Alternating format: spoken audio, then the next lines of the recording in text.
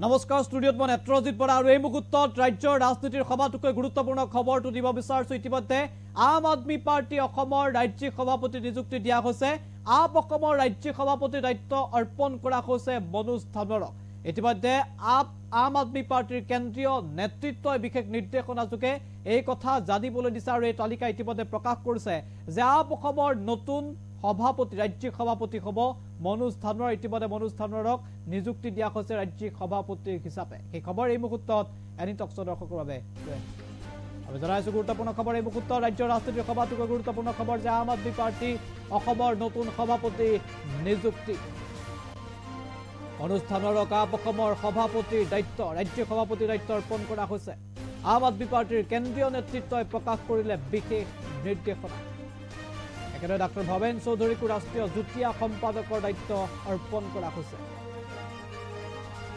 আম আদমি পাৰ্টি অসমৰ নতুন সভাপতি নিযুক্তি দিয়া হৈছে। আমি তালিকাখন এই মুহূৰ্তত দেখুৱাইছো। এই তালিকাখন দেখুৱাইছো।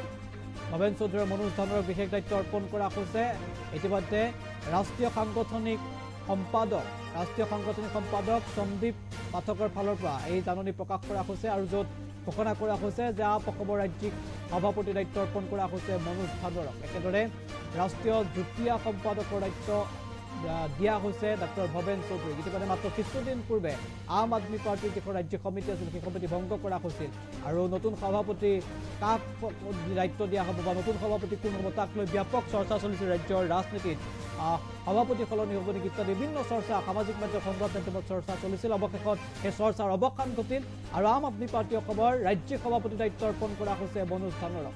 2024 লোকসভা নিৰ্বাচনত ডিব্ৰুগড় লোকসভা সমষ্টিৰ পৰা আম আদমি পাৰ্টিৰ প্ৰাৰ্থী আছিল মনোজ ধানোৰ আৰু আপৰ এগৰাকী শক্তিশালী নেতা আৰু উজনি অসমৰ এগৰাকী প্ৰভাৱশালী নেতা হিচাপে চৰ্চিত মনোজ ধানোৰ আৰু আম আদমি পাৰ্টিৰ এগৰাকী শক্তিশালী নেতা হিচাপে খুবেই চৰ্চা লাভ কৰিছিল আৰু মনোজ ধানোৰক এইবাৰ ৰাজ্যিক সভাপতিৰ দায়িত্ব অৰ্পণ কৰিছে আম আদমি পাৰ্টি। একেদৰে পূৰ্বৰ যিগৰাকী ৰাজ্যিক সভাপতি ডক্টৰ ভৱেন চৌধুৰী সেই ভৱেন চৌধুৰীক নেশ্যনেল জইণ্ট ছেক্ৰেটাৰীৰ দায়িত্ব অৰ্পণ কৰা হৈছে। আমি দেখুৱাইছোঁ আম আদমি পাৰ্টিৰ কেন্দ্ৰীয় নেতৃত্বই প্ৰকাশ কৰিছে এই বিশেষ নিৰ্দেশনা। ডক্টৰ সন্দীপ পাঠক স্বাক্ষৰ সম্বলিত পত্ৰৰ জৰিয়তে এই তথ্য ইতিমধ্যে প্ৰকাশ কৰিছে। ৰাজ্যৰ ৰাজনীতিৰ বাবে খুবেই চৰ্চাৰ বিষয় কাৰণ বিশেষ ভূমিকা গ্ৰহণ কৰিছে ৰাজ্যৰ ৰাজনীতিত আম আদমি পাৰ্টিয়ে। ৰাজ্যৰ ৰাজনীতিত আম আদমি পাৰ্টিয়ে বিশেষ ভূমিকা গ্ৰহণ কৰিছিল আৰু 2024 লোকসভা নিৰ্বাচনতো সবলভাৱে আম আদমি পাৰ্টিয়ে অসমৰ ৰাজনীতিত খোপনি পুতিবলৈ সক্ষম হৈছিল। ইয়াৰ পূৰ্বে আম আদমি পাৰ্টিয়ে অসমৰ ৰাজনীতিত বিশেষভাৱে খোপনি পুতিবলৈ সক্ষম হৈছে আৰু আম আদমি পাৰ্টিৰ এইবাৰ ৰাজ্যিক সভাপতিৰ দায়িত্ব অৰ্পণ কৰা হৈছে মনোজ ধানোৰ।